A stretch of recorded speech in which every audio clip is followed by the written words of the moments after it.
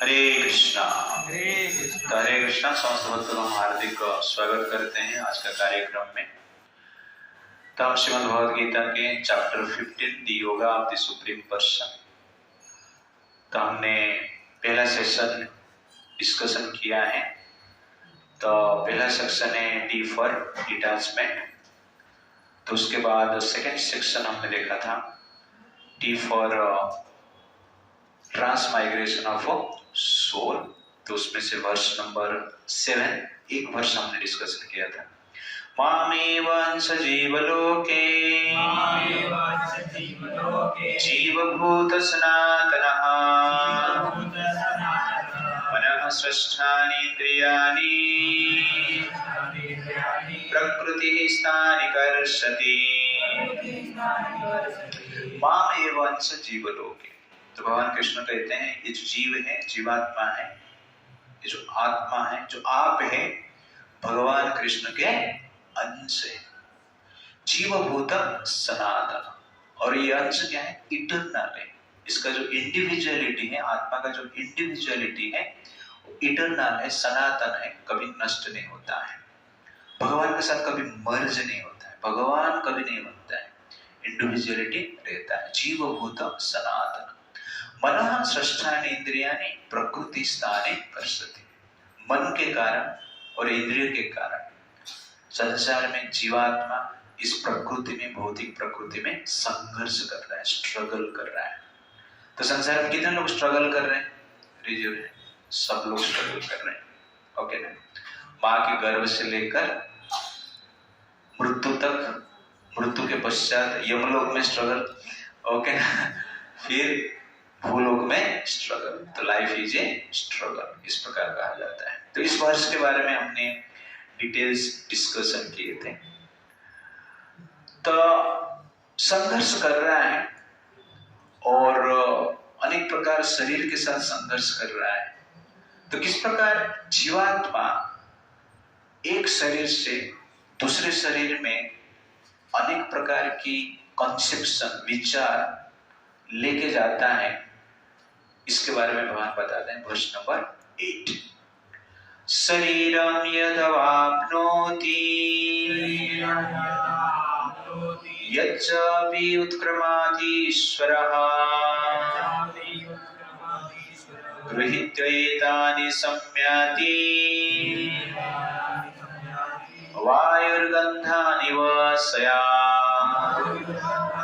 Translation: The living entity in the material world carries his different conceptions of life from one body to another, as the air carries aromas. Thus he takes one kind of body and again quits it to take another.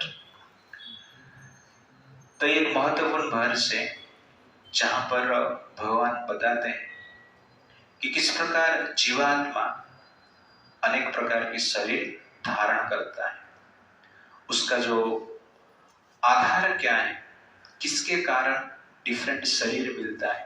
तो यहाँ पर भगवान बताते हैं। तो ये वर्ष इसलिए बता रहे हैं कि वर्ष नंबर 7 में भगवान ने बताया कि मन और इंद्रिय के कारण व्यक्ति संघर्ष करता है, और उस मन और इंद्रिय क्यों व्यक्ति प्राप्त करता है? डिफरेंट कॉन्सेप्शन के लिए, विचार के लिए। तो शरीरम यद अवाप्नोति यच्च अपि उत्क्रमातीश्वर। तो जीवात्मा एक शरीर ग्रहण करता है, अवाप्नोति, और उत्क्रमाति एक शरीर को त्याग करता है। गृहीत एतानि संयाति, इस प्रकार अनेक शरीर धारण करता है। वायुर्गन्धं युवासत, जिस प्रकार वायु गंध को वहन करके लेके जाता है एक स्थान से दूसरे स्थान पे, तो ठीक उसी प्रकार जीवात्मा एक प्रकार की विचार वहन करके एक शरीर से दूसरे शरीर में लेके जाता है। तो यहाँ पर एक शब्द यूज हुआ है, आप देखेंगे, उत्क्रमाति ईश्वर। ईश्वर शब्द यूज हुआ है। ईश्वर मतलब कंट्रोलर, कभी कभी ईश्वर मतलब भगवान कहते हैं। तो ईश्वर और परम ईश्वर, तो जीवात्मा जो है ईश्वर है, लेकिन परम ईश्वर जो है कृष्ण है। तो हमें ईश्वर क्यों कहा जाता है? क्योंकि शरीर का कंट्रोल हमारे पास है। तो कहने का अर्थ है किस प्रकार हमें शरीर प्राप्त करना है, उसका जो कंट्रोल है, उसका जो डिसीजन पावर है, वो शरीर प्राप्त करने का जो चॉइस करने की पावर है हमारे पास है, जीवात्मा के पास है। तो इसलिए जीवात्मा को ईश्वर यहां पर कहा गया है। जो मायावादी रहते हैं वो कहते हैं यहां पर जीवात्मा को ईश्वर कहा गया इसलिए वो भगवान है, इस प्रकार कहते हैं वो। ओके ना। लेकिन कृष्ण जब अपना आइडेंटिटी देते हैं वो कहते हैं मैं अध्यक्षण प्रकृति, मैं प्रकृति को कंट्रोल करता हूं। बट जीवात्मा का जब आइडेंटिफिकेशन देते हैं क्या देते हैं, मनः षष्ठानि इंद्रियाणि प्रकृति स्थानि कर्षति। तो प्रकृति में जीवात्मा संघर्ष करता है और कृष्ण प्रकृति को क्या करते हैं, कंट्रोल करते हैं। तो कहां पर भी कृष्ण संघर्ष कर रहे हैं आप देखेंगे।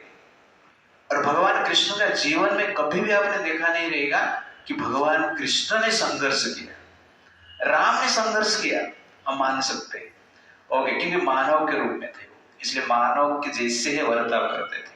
लेकिन भगवान कृष्ण ने कभी भी संघर्ष नहीं की, इसलिए मया अध्यक्षण प्रकृति। और यहाँ पर जीवात्मा जो है प्रकृति स्थानि कर्षति, प्रकृति में संघर्ष कर रहा है, संघर्ष कर रहा है, कर्षण हो रहा है, उसको कष्ट हो रहा है। इसीलिए यहाँ पर जो ईश्वर है वो जनरली जीवात्मा है, परमात्मा नहीं, ईश्वर नहीं, परमेश्वर नहीं। तो हम ईश्वर जब हमें कहा जाता है हमारा इतना कंट्रोल है कि किस प्रकार शरीर हमें चाहिए वो चूज करना, किस प्रकार एक्शन हमें करना है जिसके अनुसार हमें शरीर मिलेगा, उस एक्शन को चूज करने की जो कैपेसिटी है, स्वतंत्र है, हमारे पास है। इसलिए जीवात्मा को क्या कहा जाता है, ईश्वर कहा जाता है। ठीक है, समझ में आ गया ये क्लैरिटी। ये जो संसार है आप इस प्रकार सोच सकते हैं कि अनेक प्रकार की कंपनी है, tiger company, monkey company, fish company, ठीक है नहीं, तो डिफरेंट कंपनी है। और मनुष्य शरीर जो है एक प्रकार की एजुकेशनल इंस्टीट्यूशन है। जीवात्मा ये एजुकेशनल इंस्टीट्यूशन में, इसलिए आप देखेंगे मनुष्य सोसाइटी में ही एजुकेशन का व्यवस्था है, एनिमल सोसाइटी में एजुकेशन की व्यवस्था नहीं है। तो एजुकेशन हम कब तक लेते हैं, जब तक जॉब नहीं मिलता है। ओके कंपनी में काम करने के लिए हम क्या करते हैं, एजुकेशन लेते हैं। एक बार काम मिल गया पढ़ाई करते हैं, नहीं करते हैं कि नहीं। तो ठीक उसी प्रकार मनुष्य शरीर जो है एजुकेशनल इंस्टीट्यूशन है और इसके भीतर जो जीवात्मा है पढ़ाई करने के लिए आया है, स्टडी करने के लिए आया है। एक बार पढ़ाई खत्म तो कंपनी में जॉब करना पड़ेगा। जैसे कि पालघर में, बोईसर में बहुत सारा कंपनी है, मेडिसिन कंपनी है, डिफरेंट फैक्ट्रीज है, तो उसमें काम करने के लोग इच्छा करते हैं, इसलिए पढ़ाई करते हैं। स्पेशल केमिकल इंजीनियरिंग, फार्मेसी लोग करते हैं, जैसे कि फार्मेसी कंपनी में, फार्मास्यूटिकल इंडस्ट्री में कुछ जॉब मिलेगा। तो ठीक है उसी प्रकार ये मनुष्य शरीर एक एजुकेशनल इंस्टीट्यूशन है और जीवात्मा यहाँ पे स्टडी कर रहा है। स्टडी मतलब एक प्रकार की लाइफस्टाइल जी रहा है अपने इच्छा से। कौन सा सब्जेक्ट मैटर आपको स्टडी करना है, फिजिक्स पढ़ना है, केमिस्ट्री पढ़ना है, बायोलॉजी पढ़ना है, मेडिसिन स्टडी करना है, कारपेंटर स्टडी करना है, आर्किटेक्चर बनना है, आईएएस बनना है, आईपीएस बनना है, वो डिसीजन हम लेते हैं। लेकिन जो स्टडी करेंगे वो कंपनी में आपको क्या मिलेगा, जॉब मिलेगा।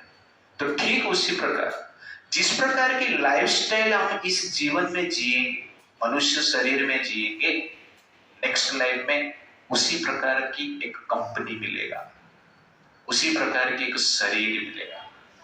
और जिस प्रकार जॉब मिलने के बाद जॉब ही करना पड़ता है ना, बाघ का शरीर मिल गया तो जॉब करना है, क्या करना है, मारो और खाओ, लेकिन नहीं, किलिंग एंड ईटिंग, यही जॉब करना है। ओके ना। वैसे पोलर बेयर का शरीर आपको मिल गया तो क्या करना है, खाओ और सो जाओ, ठीक है ना, और कुछ नहीं। वैसे आपको मान लो वृक्ष का शरीर मिल गया तो क्या करना है, कुछ नहीं करना है, बस खड़े ही रहना है, जीवन भर। वो कंपनी डिफरेंट जो शरीर है वो एक एक प्रकार की कंपनी है और अपना स्टडी के अनुसार लाइफस्टाइल के अनुसार वो कंपनी में हम एंट्री करते हैं। इसीलिए हम जब चेतना को भगवान के लिए हम यूज करेंगे और मनुष्य जीवन में हम भगवत स्टडी करेंगे, गीता स्टडी करेंगे, कृष्ण को जानने के लिए कुछ कार्य करेंगे, तो कौन सा कंपनी में जॉब मिलेगा? कृष्ण की कंपनी में जॉब मिलेगा। देवता जैसे हम जिएंगे, देवताओं के लिए जिएंगे, तो हमें देवलोक में जॉब मिलेगा, तो देव शरीर मिलेगा। और पशु जैसे जिएंगे तो पशु शरीर मिलेगा, और मनुष्य जैसे जिएंगे तो मनुष्य शरीर मिलेगा। तो कहने का अर्थ है ये जो शरीर है एक एजुकेशनल इंस्टीट्यूशन है और इसमें आपको चॉइस है कि क्या स्टडी करना है, और उसके अनुसार व्यक्ति जो कि शरीर छोड़ता है, एजुकेशनल इंस्टीट्यूशन छोड़ता है, कॉलेज छोड़ता है, तो कॉलेज में कैंपस सिलेक्शन करने के लिए आते हैं ना, आजकल आप देखेंगे, ओके ना, इंटरव्यू लेते हैं, बाद में सिलेक्शन करते हैं। तो वैसे ही मृत्यु जो है हमारे लिए क्या है? कैंपस सिलेक्शन का टाइम है, डेथ इज एग्जामिनेशन कहते हैं, इंटरव्यू का टाइम है। तो उस समय पे दो प्रकार की इंटरव्यूअर आते हैं, एक यमलोक से आते हैं, उनको यमदूत कहते हैं, और एक है वैकुंठ लोक से आते हैं, उनको विष्णुदूत कहते हैं। दोनों इंटरव्यू आप कर लेंगे, दोनों नहीं लेंगे, जिसके लिए आप एलिजिबल है वही कंपनी आएगा आपके पास, ओके। जब यमराज को पता चलेगा ये यमलोक जाने के लिए रेडी है, ये भौतिक जगत में ही रहना है इसको, तो उस समय पे कौन आएगा? यमराज आएंगे, यमदूत आएंगे। और वैकुंठ जाने के लिए हमारा स्टडी रहेगा, इस प्रकार हम स्टडी करेंगे, तो वैकुंठ का इंटरव्यू आएंगे, कैंपस सिलेक्शन में वो कंपनी के लोग आएंगे जो कि आपका इंटरव्यू लेंगे। इसलिए आप कौन सा सब्जेक्ट स्टडी कर रहे हो, that is very very important. इसलिए भौतिक स्टडी कर रहे हो आप, केवल शरीर के ऊपर ही ध्यान दे रहे हो, शरीर का पोषण, शरीर को भोग करने के लिए हम जी रहे हैं, तो अंत में हमारा जो परिणाम क्या होगा? इंटरव्यू कौन लेगा? कौन लेगा इंटरव्यू? यमदूत लेंगे, यमराज लेंगे। और जब कृष्ण का सब्जेक्ट मैटर हम स्टडी करते हैं, इंटरव्यू कौन लेगा? विष्णुदूत लेंगे। तो इसलिए आप रेडी रहिए कि आप किसका कंपनी में ज्वाइन आपको करना है। तो वायु जिस प्रकार गंध वहन करके लेके जाता है, तो ठीक उसी प्रकार एक जीवात्मा इस लाइफ का जो विचार है, कंसेप्शन है, वहन करके जाता है, एक शरीर में प्रवेश करता है। इसलिए आप देखे रहेंगे 9th चैप्टर में भगवान कहते हैं, यान्ति देवव्रता देवन पितृन यान्ति पितृव्रता भूतानि यान्ति भूतैश्च मदयाजेन अभिमा। तो भगवान कहते हैं जो देवताओं की पूजा करते हैं देवलोक में जाते हैं, जो भूत प्रेत का पूजा करते हैं भूत प्रेत का लोक में जाते हैं, जो पितरों का पूजा करते हैं पितृलोक में जाते हैं, और जो मेरा पूजा करते हैं मेरे पास आते हैं। इसलिए जो मनुष्य शरीर मिला है, आपके पास चॉइस है, क्या स्टडी आपको करना है, क्या पढ़ना है। इसलिए मनुष्य शरीर वेरी वेरी इंपॉर्टेंट। यहाँ पर फ्रीडम ऑफ चॉइस है, आपका क्या स्टडी करना है, ये ही चॉइस आपके पास है। जिस सब्जेक्ट मैटर का आप चॉइस करते हो उसी प्रकार के जनरल हमें शरीर मिलता है। इसीलिए जो मनुष्य शरीर है हमारा कॉन्शियसनेस को ट्रांसफॉर्म करने के लिए मिला है। तो human form is given to transform our consciousness, not to transform our house, not to transform our handset, not to transform our transport system. सब कुछ ट्रांसफॉर्म हो गया है। पहले बुलक कार्ट में लोग जाते थे, आजकल क्या है? व्हीकल हो गया है। पहले लोग जनरल धोती कुर्ता पहनते थे, आजकल क्या है? जींस पहनने लगे, ओके ना। पहले लोग पेपर पे लिखते थे, आजकल क्या है? स्मार्टफोन है, डिजिटल एज है, यू अंडरस्टैंड। तो सब कुछ ट्रांसफॉर्म हमने कर दिया, लेकिन चेतना को भी ट्रांसफॉर्म नहीं किया। पहले भी लस्ट था, अभी भी लस्ट है। पहले भी ग्रीड था, अभी भी ग्रीड है। पहले भी क्रोध था, अभी भी क्रोध है। पहले भी अहंकार था, अभी भी ज्यादा अहंकार है। तो ट्रांसफॉर्म नहीं हुआ है। तो human form is given to transform our consciousness, not just to transform the matters, material facilities. Therefore, human form is there to transform our consciousness, not to transform our material comforts and other things. We upgraded everything, but not consciousness. Therefore, human form is there to upgrade our consciousness. We upgraded everything, but we degraded our consciousness.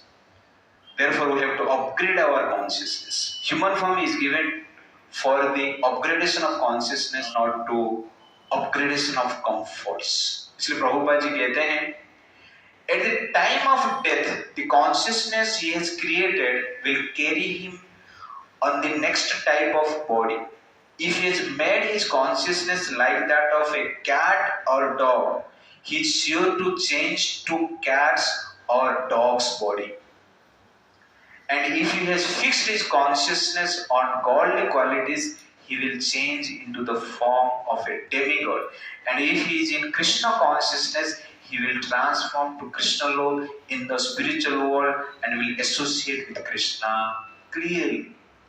मनुष्य जीवन में कुत्ते बिल्ली जैसे जिएंगे तो next time कुत्ते बिल्ली के कंपनी में जॉब मिलेगा। ओके, मनुष्य जीवन में देवता जैसे जिएंगे तो देवलोक में जाएंगे और कृष्ण के लिए जिएंगे तो कृष्ण लोक में जाएंगे। पूरा क्लियर है।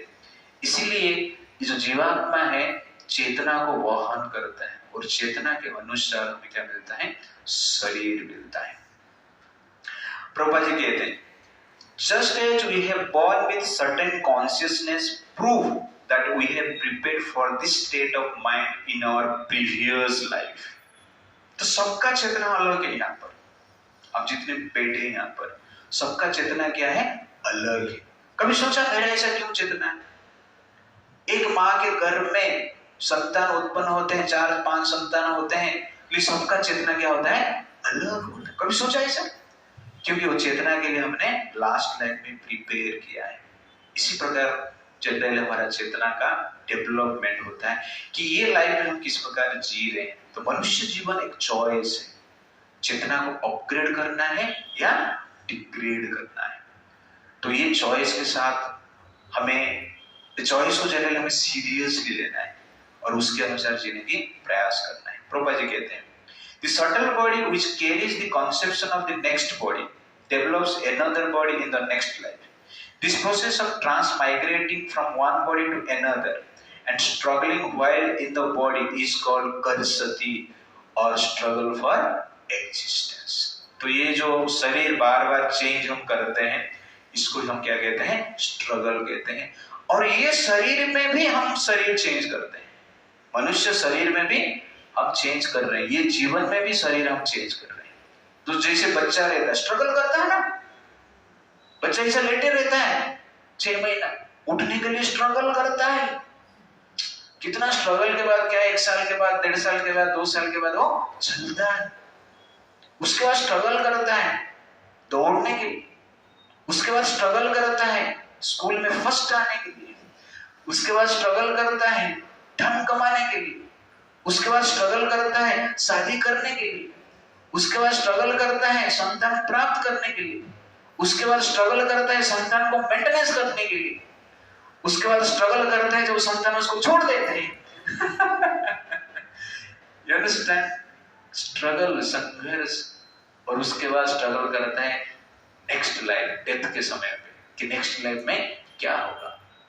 तो जीवन ऐसा स्ट्रगल ही चलता रहता है। जो स्टडी हम करते हैं, जो लाइफस्टाइल हम जीते हैं, जो हम सुनते हैं, देखते हैं, बोलते हैं, सुनते हैं, जिसका संग हम करते हैं, उसके अनुसार हमारा चेतना बनता है।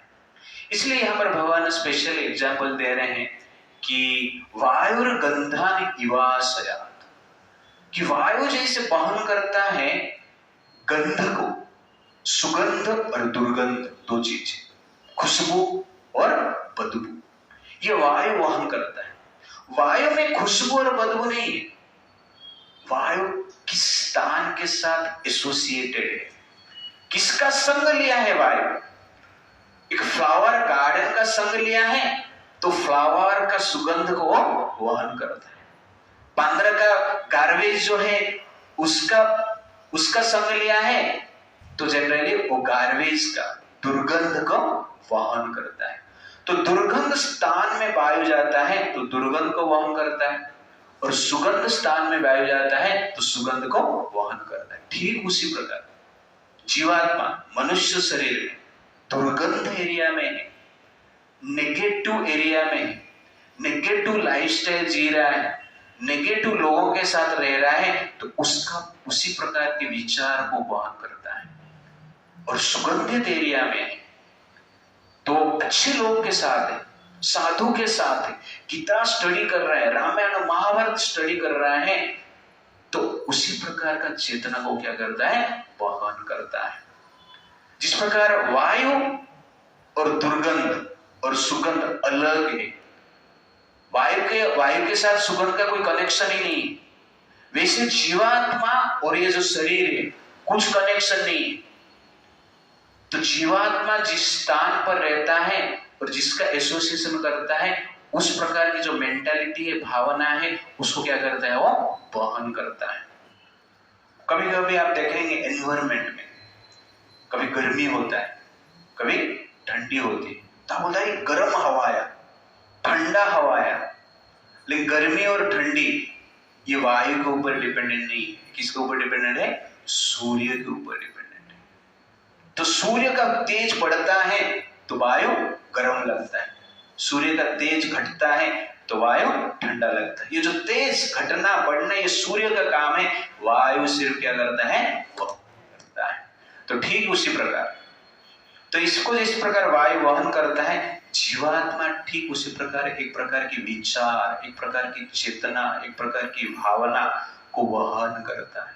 आपका एसोसिएशन लस्टी है, ग्रीडी है, प्राइड है, तो उसी प्रकार का चेतना को जीवात्मा वहन करेगा। आपका एसोसिएशन प्रेममय, त्यागपूर्ण है, भावनात्मक है, सहयोगपूर्ण है, क्षमाशील है, भगवत चेतना है, तो उसी प्रकार का चेतना को जीवात्मा क्या करता है, वहन करता है। तो वायु हॉट हो जाता है किसका एसोसिएशन से, आग का एसोसिएशन से। वायु कूल हो जाता है किसका एसोसिएशन से, बर्फ का एसोसिएशन से। वैसे जीवात्मा कूल लाइफ जी सकता है, हॉट लाइफ जी सकता है, वो किसके ऊपर डिपेंड करता है, किसके साथ संग कर रहा है। तो कूल मैन के साथ संग कर रहे हैं तो आप कूल रहेंगे, हॉट मैन के साथ संग कर रहे हैं तो आप क्या रहेंगे, हॉट रहेंगे। बॉलीवुड देखा तो हॉट लाइफ, ओके ना, और हरे कृष्ण में आया तो क्या है, कूल लाइफ, सिंपल, कुछ डिफरेंस नहीं। वायु का ये प्रकृति है, वायु का प्रकृति सुगंध और दुर्गंध नहीं है, वायु न्यूट्रल है। किसमें वो जा रहा है, गार्डन के थ्रू जा रहा है तो सुगंध है, और गटर के पास जा रहा है तो क्या है, दुर्गंध है। तो ठीक उसी प्रकार जीवात्मा जो है तटस्थ है, सुगंध दुर्गंध की बात नहीं है, जीवात्मा किसका संग कर रहा है। तो भगवान ये पॉइंट, मेन पॉइंट बता रहे हैं, वायुर्गंधन इवास, किसका आप संग कर रहे हैं उसी प्रकार के आपका चेतना बनता है। Therefore your association is your destination. आपका संग ही आपका अंत है और आपका डेस्टिनेशन, आपका अंतिम स्थान पर आपको पहुंचाता है। देयरफॉर हमारा वैदिक शास्त्र में आप ध्यान से देखेंगे तो एसोसिएशन के ऊपर अधिक ध्यान दिया गया है। संग किसका करना है, संग बिगड़ गया तो एग्जैक्टली आपका डेस्टिनेशन बिगड़ गया। तो भारत देखेंगे जो वैदिक कल्चर का आधार है, रूट है, मूल है इस संसार में, लेकिन आजकल हम वैदिक कल्चर को भूल गए हैं और लोग वेस्टर्न कल्चर को एक्सेप्ट कर रहे हैं। क्यों कर रहे हैं, संग है कि नहीं, क्योंकि वेस्टर्न कल्चर सोशल मीडिया के थ्रू, टीवी के थ्रू, बॉलीवुड हॉलीवुड के थ्रू आया है, जिसको देख देख कर हम अपना चेतना को बदल दिए। तो ये है जीवन, और अंत में कहां पे जाएंगे, उसके अनुसार, उस कर्म के अनुसार हम अन्य योनि में जाएंगे, कंपनी में एंट्री करेंगे। Therefore, it is very very important कि किस प्रकार स्थान के साथ, व्यक्ति के साथ, परिवेश के साथ हमें संग करना है, ये ही हमारा चॉइस है। वायु दुर्गंध बनता है, किसके साथ संग करता है। वायु के पास फ्रीडम नहीं, वायु तो निर्जीव है, ऐसा चलता रहता है। वायु देव सजीव है, ओके, बट वायु जो है चलता रहता है उसका मूवमेंट। बट हमारे पास चॉइस है कि किसके साथ हमें संग करना है।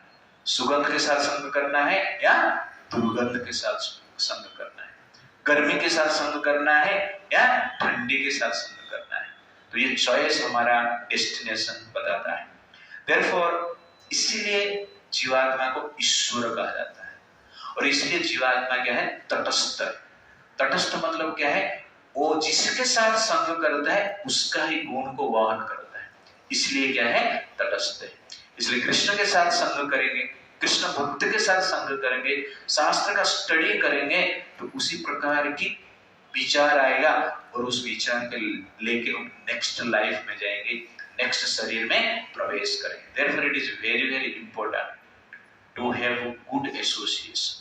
Therefore श्रीमद् भागवतम कहता है, संगयः संस्कृते हेतु असस्सु विहित अधियाः स एव साधुषु कृतः विसंगतोया कल्पते। संगयः संस्कृते हेतु असस्सु, कोई व्यक्ति इंद्रिय तृप्ति के साथ संग करता है तो संसार का बंधन में आ जाता है, अन्य योनि में जन्म मृत्यु का चक्र में घूमता रहता है। संगयः संस्कृते हेतु विहित अधियः, तो इस प्रकार कहा जाता है कि विहित अधियः स एव साधुषु कृतः, लेकिन व्यक्ति साधु का संग करता है, अधिय अज्ञान से भी, जानता नहीं है साधु है करके, फिर भी वो संग करता है, तो क्या होता है, तो साधु का संग करता है, स एव साधुषु कृतः विसंगतोया कल्पते, वो संसार का बंधन से मुक्त हो जाता है। अज्ञान से भी कर रहा है, जानता नहीं है साधु संग कर रहा है, फिर भी माधु संग करता है, तो जनरली क्या है, वो अज्ञान से दूर होता है। Therefore, संग is very very important in our life. तो श्रीमद् भागवत में और एक श्लोक में कहा गया है, न यत् कर्म धर्माय न विरागाय कल्पते न तीर्थपद सेवायै जीवन अपि मूर्तैः। तो इस प्रकार कहा गया है, न यह यत् कर्म धर्माय, जिसका कर्म धर्म के ओर नहीं जाता है तो उसका जीवन क्या है, वृथा है। न यह यत् कर्म धर्माय न विरागाय कल्पते, जिसका धर्म वैराग्य की ओर नहीं जाता है तो उसका जीवन भी क्या है, व्यर्थ है। न तीर्थपद सेवाय जीवन अपि मूर्तैः, और जिसका त्याग भगवत भक्त का, भगवान का सेवा के लिए यूज नहीं होता है, जीवन अपि मूर्तैः, वो व्यक्ति जीवित है लेकिन मृत के समान है। इसलिए भगवान की सेवा करना, भगवत भक्त के साथ रहना, भक्त का संग करना और सेवा करना जीवन का एक महत्वपूर्ण अंग है। एक महत्वपूर्ण अंग नहीं है, जीवन इसलिए हमें मिला है। तो be serious in spiritual life, और कुछ नहीं। शरीर छूट जाएगा, बालक शरीर छूट गया, तरुण शरीर छूट गया, अभी तो ये शरीर भी छूटने वाला है। हम सिर्फ एक्सेप्ट नहीं कर रहे, ये हमारा दुर्भाग्य है। देख रहे हैं, जान रहे हैं, सुन रहे हैं, अनुभव भी कर रहे हैं, लेकिन उसको एक्सेप्ट नहीं कर सकते। सब कुछ सत्य दिख रहा है, इसीलिए भगवान इस संसार को क्या कहते हैं, माया कहते हैं।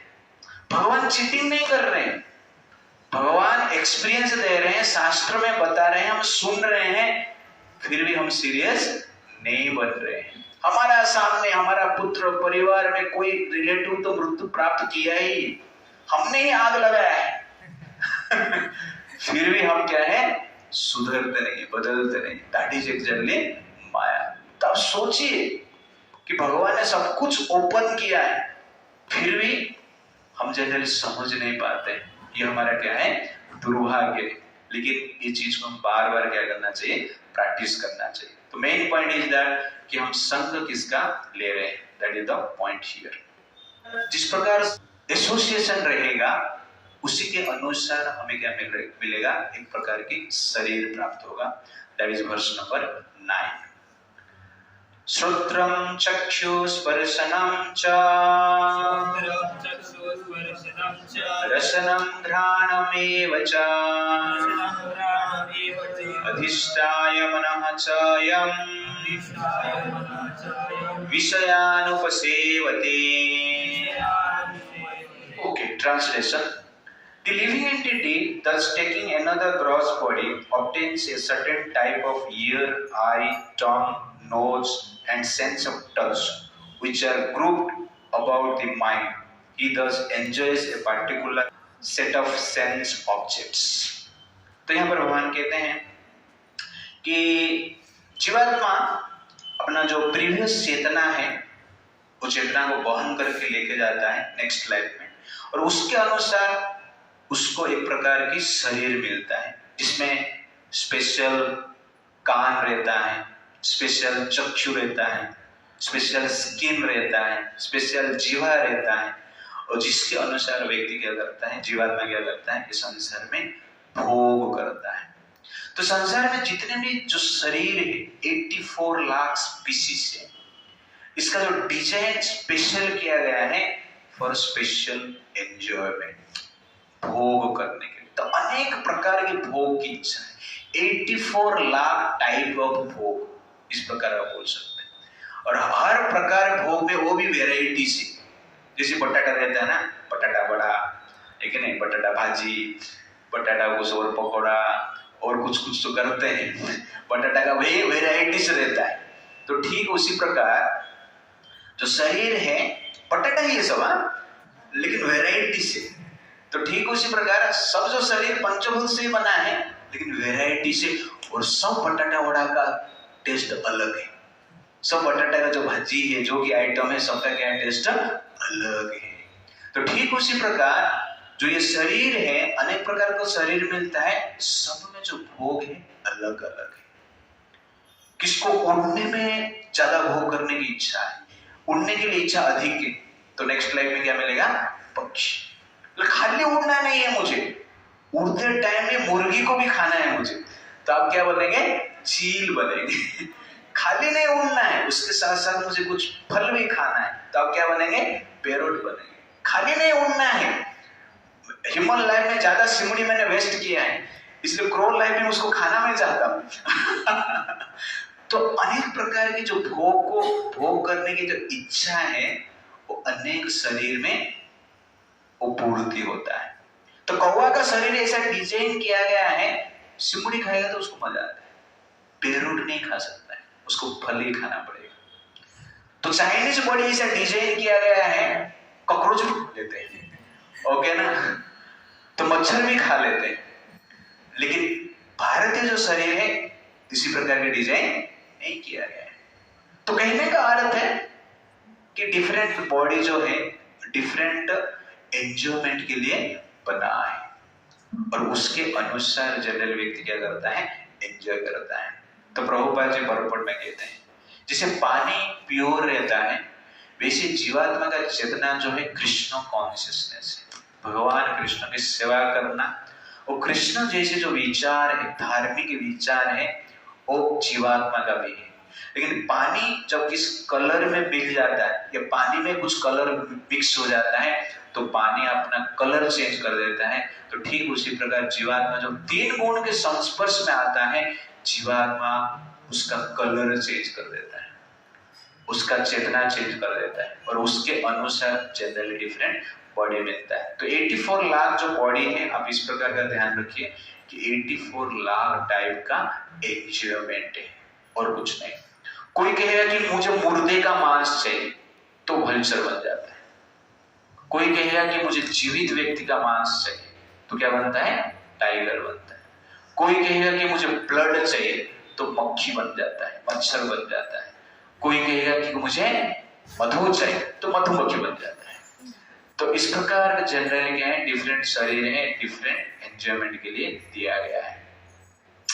Therefore, हमारा जो कंसेप्शन है किसके ऊपर डिपेंड करता है, एसोसिएशन ऊपर डिपेंड करता है। Our conception decides our destination. Our association determines our conception. Therefore, beware of your association. Our association is our destination. Our association is our elation and frustration. Our association is our degradation and our elevation. Therefore, Sangha is very, very powerful. इसलिए संग आप क्या कर रहे हो, किसके साथ कर रहे हो, अत्यंत महत्वपूर्ण है। और कलयुग में इसको कोई ध्यान नहीं देता है। इसलिए वैदिक शास्त्र में आप देखेंगे ना, कोई ब्राह्मण किसका घर पे खाते नहीं थे, खाते थे तो खाना बना के ही खाते थे। ब्राह्मण और एक ब्राह्मण के भी घर पे जाता था तो भी खाना बना के खाता था, क्योंकि संघ का प्रभाव। इसलिए पहले जो इस सिस्टम फॉलो करते थे सीरियसली, जनरली चेतना का प्योरिटी को मेंटेन करने के लिए, अपना जो चेतना का पवित्रता को मेंटेन करने के लिए पहले धर्मशास्त्र का नियम को लोग स्ट्रिक्टली फॉलो करते थे। इससे पहले का स्टैंडर्ड अलग था, लाइफस्टाइल अलग था, और लोग पीसफुल भी थे। ये आजकल वो संभव नहीं। क्यों? Because of association, that is the point. इसलिए हमें ये समझना चाहिए, जो शरीर है एक पदार्थ है, लेकिन ये मनुष्य शरीर जो मिला है, ये पदार्थ से हम परमार्थ को प्राप्त कर सकते हैं। तो दो चीज, एक पदार्थ और एक परमार्थ। केवल पदार्थ को ही हम भोग करेंगे तो जन्म जन्मांतर पदार्थ ही बनते रहेंगे। इसलिए पदार्थ के द्वारा भगवान का पद प्राप्त करना, भगवान का पद प्राप्त करने के लिए पदार्थ को हम क्या करना चाहिए, यूज करना चाहिए। इस शरीर को सबसे बड़ा चीज हमने मान लिया, ये सबसे बड़ा मूर्खता है। उद्धव जी कृष्ण को पूछते हैं, मूर्ख कौन है, पंडित कौन है? तो भगवान एक शब्द में बोलते हैं, बंध मोक्षाय विद् पंडितः। जो जानता है कि बंधन क्या है और मुक्त क्या है, वो क्या है, पंडित है। और मूर्ख कौन है? जो जानता है, जो मानता है कि मैं शरीर हूं, वो कौन है, मूर्ख। तो कितने लोग मूर्ख है आजकल की दुनिया में कृष्ण के हिसाब से? तो बुद्धि और कुछ नहीं है। बुद्धि केवल एक चीज है कि हम आत्मा है और आत्मा का उद्धार के लिए हमें जीना है, यही बुद्धि है। ये इसको छोड़ के जो भी हम कर रहे हैं वो मूर्खता है। बुद्धि केवल एक ही। What is intelligence? What is intelligence? Physics chemistry का फॉर्मूला याद करना इंटेलिजेंस नहीं। What is intelligence? I am the spirit soul and I will live for the elevation of the spirit soul. That is बुद्धि। ये एक ही बुद्धि है, और इस बुद्धि को प्राप्त करके हमें बुद्धि को यूज करना चाहिए आत्मा का उद्धार करने के लिए। That is the point. Otherwise ये शरीर आप देखेंगे ना, इस शरीर का डेस्टिनेशन क्या है? अंत में ये शरीर क्या बनने वाला है? अंत में शरीर का 3 गति। ये शरीर भस्म बन जाएगा, ये शरीर कीड़ा बन जाएगा, ये शरीर मल बन जाएगा।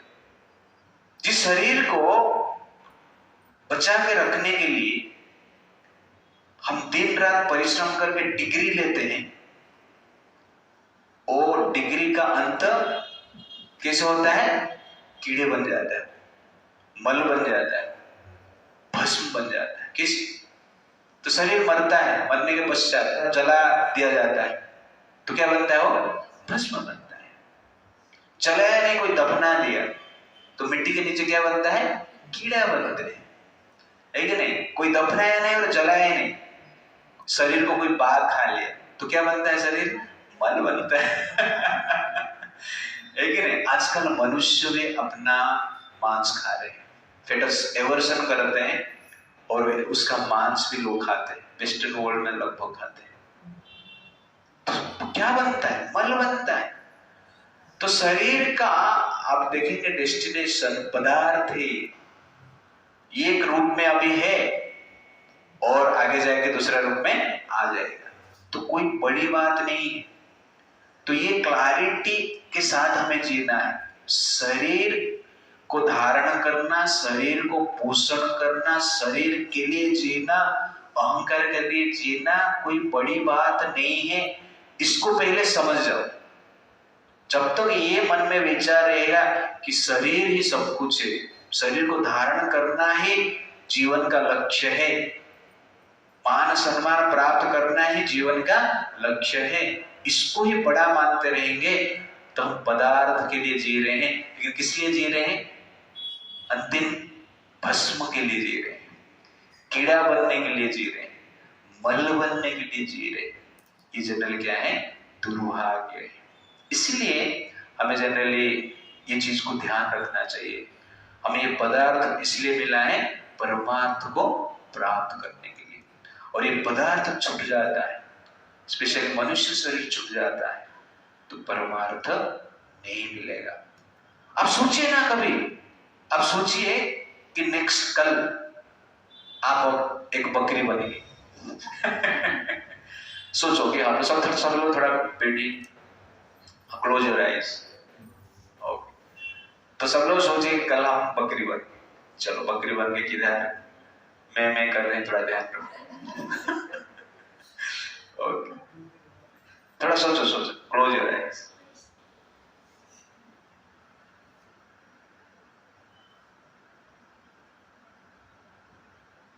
ठीक है, आंख खोलो। वेदर तुमको क्या याद आया? काजू खाया है। काजू खाया है। काजू खाया है?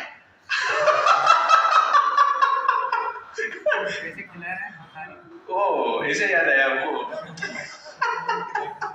ओके, देखते हैं किसको क्या याद है। मनोज जी, आपको क्या याद आया? चक्कर लगा रहा हूँ। चक्कर लगा रहे हैं? ओके, ठीक है। प्रवीण घास खा रहा है, ठीक है। किसको कुछ तो याद आया? हाँ, अभिराज काट रहा है, याद आ रहा है। हाँ,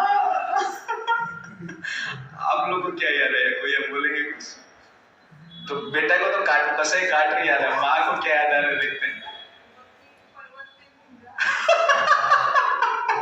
पर्वत में घूम रहे बकरी। ओके, खड़ी हुई है आप यार, ये सुन।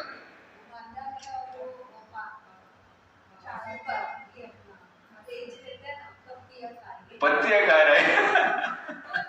ओके, तो मुझे याद आया गांव में मैं बकरी को मैंने अपने गांव में बलि देते हैं ना, माँ का सामने या कुछ पूजा करते हैं, तो मुझे याद आ रहा है वो काटते हैं, ऐसा बड़े बड़ा तलवार लगे ऐसा काटा हुआ मुझे याद है, जो कि बचपन में मैं देखा था।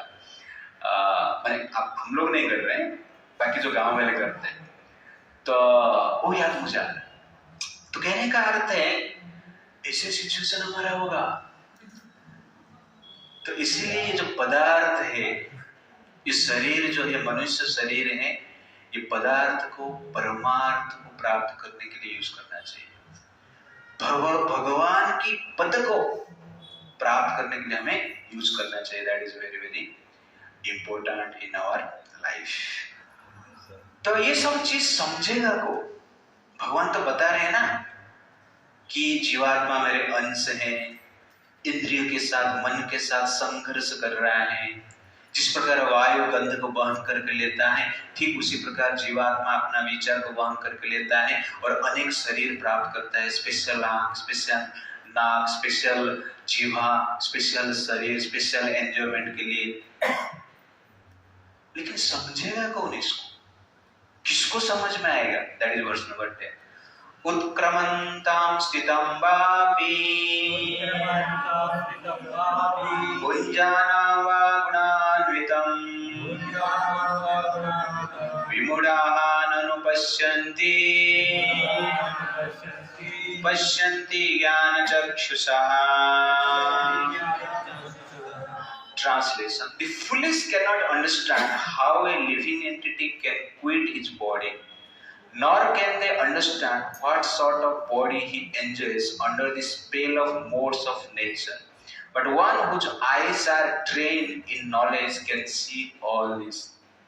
तो यहाँ पर भगवान क्लियरली कहते हैं कि ये जो शरीर बदलता है, चेंज होता है, जीवात्मा नया शरीर प्राप्त करता है और किस प्रकार वहां पर भोग करता है, ये सब केवल ज्ञान चक्षुषा बुद्धिमान व्यक्ति समझ पाएंगे।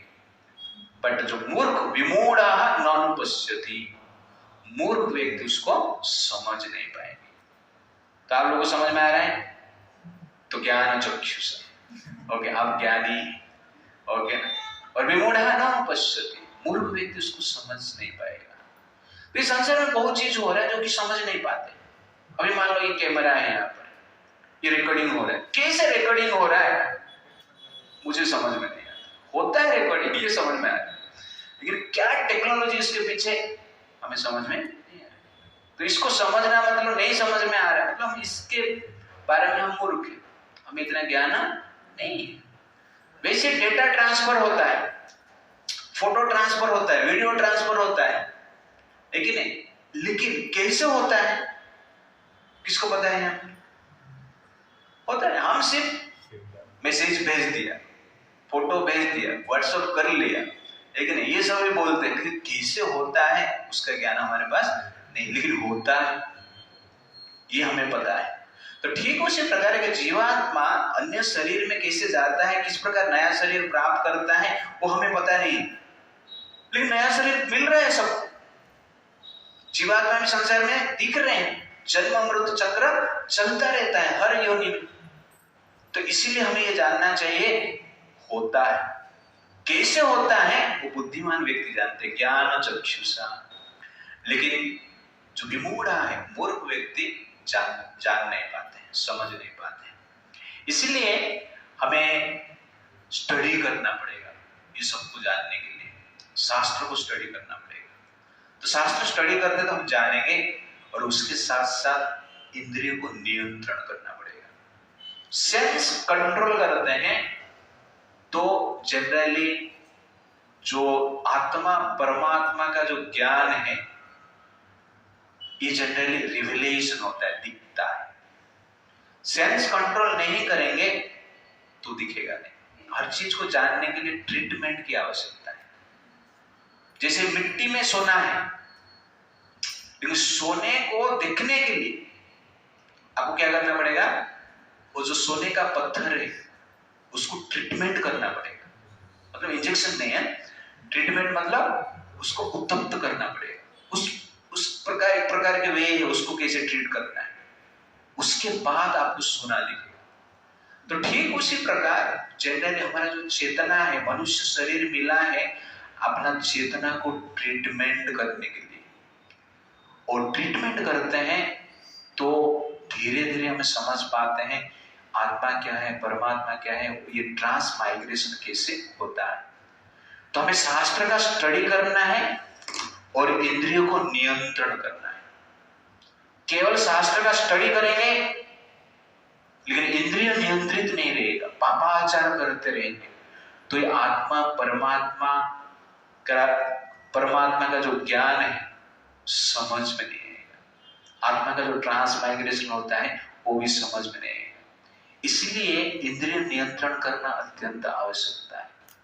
और केवल इंद्रिय नियंत्रित किया लेकिन वैदिक शास्त्र नहीं पढ़ा तभी भी समझ में नहीं आएगा।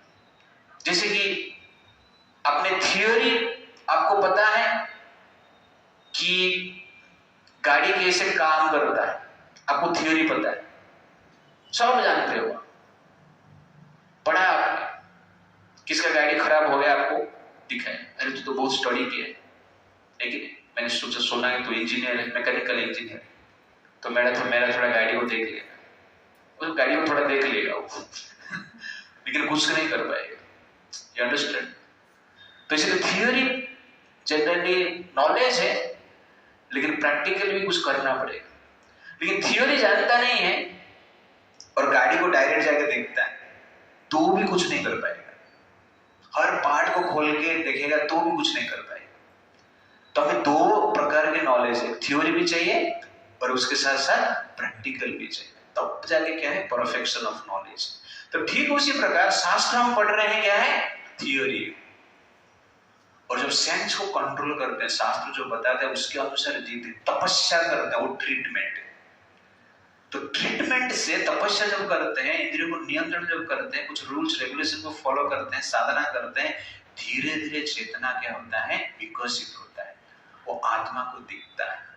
जिस प्रकार आंख में कैटरेक्ट हो जाता है तो दिखता नहीं, तो डॉक्टर उसको निकालता है, वैसे जो मन में कैटरेक्ट है उसको कहते हैं अज्ञान, इग्नोरेंस, तमोगुण रजोगुण। और ये तमोगुण और रजोगुण का लेयर को निकालने के लिए नॉलेज चाहिए, शास्त्र का अध्ययन चाहिए, और उसके साथ साथ इंद्रिय कंट्रोल चाहिए, सेंस कंट्रोल चाहिए। When you control our senses, then we can sense आत्मा and परमात्मा, otherwise you can't sense। इसलिए कभी-कभी जनरली हम सोचते रहे, भाई बहुत कुछ पढ़ रहा हूँ, कुछ हो ही नहीं रहा। उसका मूल कारण क्या है, सेंस कंट्रोल नहीं, इसलिए तपस्या करना पड़ता है। आप सोचते रहे ऋषि मुनि जाके राजमहल, राजा महाराज महल छोड़ के, 56 भोग छोड़ के उधर जाके कंदमूल क्यों खाते थे? इसका कारण ये, जब जितना व्यक्ति सेंस कंट्रोल करेगा उतना जनरली भगवान को सेंस कर पाएगा, आत्मा को सेंस कर पाएगा। ये साइंस है, ये ट्रीटमेंट है, ये ट्रीटमेंट को हमें फॉलो करना अत्यंत आवश्यक है। दैट इज ज्ञान चक्षुषा। तो ज्ञान चक्षु मिलेगा जब हम ज्ञान प्राप्त करेंगे और उसको प्रैक्टिस करेंगे, और उस चक्षु के द्वारा हम क्या कर सकते हैं, भगवान को देख सकते हैं। It's like that. Okay, verse number 11। यतन्तः योगिनः च येनं पश्यन्ति आत्मनि अवस्थितम् यतन्तापि अकृतात्मनः न येनं पश्यन्ति अचेतसः। The endeavoring transcendentalists who are situated in self-realization can see all this clearly, but those whose minds are not developed and who are not situated in self-realization cannot see what is taking place, though they may try। तो भगवान और clearly बताते हैं वर्ष number 11 में। 10th में बताए कि जो मूर्ख है ये सब उसको समझ में नहीं आएगा, जो पंडित है, ज्ञान चक्षु है जिसके पास, वो जान पाएगा। और यहाँ पे और क्लियरली बताते हैं यतन्ता योगिनः च येनं पश्यन्ति आत्मनि अवस्थितम्। जो योगी है, भोगी नहीं, जो योगी मतलब जो सेंस को कंट्रोल करता है, भगवान का ध्यान करता है, शास्त्र को स्टडी करता है, भगवान के नियम के अनुसार जीता है 100% फॉर मेनी ईयर, तब जाके वो जान पाएगा। यतन्तापि अकृत आत्मा, यतन्त मतलब चेष्टा करना, अकृत आत्मा जो कि इंद्रियों को नियंत्रण नहीं कर पाता है, जो कि आत्म साक्षात्कार अभी तक नहीं किया है क्योंकि इंद्रियों कंट्रोल नहीं कर पाया, ठीक से साधना नहीं कर पा रहा है, वो व्यक्ति कितना भी ट्राई करे, न एनं पश्यन्ति अचेतसः, वो जनरली सब समझ नहीं पाएगा। इसलिए जनरली इसको समझने के लिए, रियलाइज करने के लिए दो चीज हमें करना है, एक है स्टडी और दूसरा है सेंस कंट्रोल। तब जाके हम भगवान को सेंस कर पाएंगे, otherwise it is not possible। It's like that। They are simply addicted to some sort of gymnastic exercise and are satisfied if the body is well built and healthy। तो आजकल योगी जो है उसके बारे में बता रहे हैं। तो प्रभुपाद जी कहते हैं they are simply addicted to some sort of gymnastic exercise। तो वेस्टर्न वर्ल्ड में आप देखेंगे सब लोग योगी बन के आ जाते हैं और एक्सरसाइज करते हैं, आसन प्राणायाम सब करते हैं, लेकिन उनको आत्मा क्या है, परमात्मा क्या है, कुछ सब पता नहीं, सिर्फ बॉडी का ही ध्यान रख रहे हैं योग के द्वारा। They have no other information। They are called यतन्त अपि अकृता। ट्राई कर रहे हैं लेकिन प्रॉपर वे नहीं है उनके पास, इसलिए जनरली कुछ समझ नहीं पाते। It's like that। हरे कृष्णा कृष्णा कृष्णा हरे हरे, हरे राम राम राम हरे हरे। तो ये सेक्शन में हमने स्पेशल देखा है, तो ये सेक्शन को हमने इस प्रकार स्टडी किया। T for transmigration of soul, verse number 7 to 11। इसमें दो चीज हमने देखा, introduction of soul verse number 7, transmigration of soul verse number 8। तो इंट्रोडक्शन ऑफ सोल में who is soul, what is soul, eternal part and parcel of lord Krishna, भगवान कृष्ण के अंश है। और उसका पोजीशन इस संसार में क्या है, कंडीशन सोल है, बद्ध जीव है। और बद्ध जीव का अर्थ क्या है, मन और इंद्रिय के साथ जो संघर्ष करता है वो बद्ध जीव है। तो ट्रांसमाइग्रेशन ऑफ सोल, तो किस प्रकार ट्रांसमाइग्रेशन होता है, different conception are carried from one body to another life, another body as air carries aroma.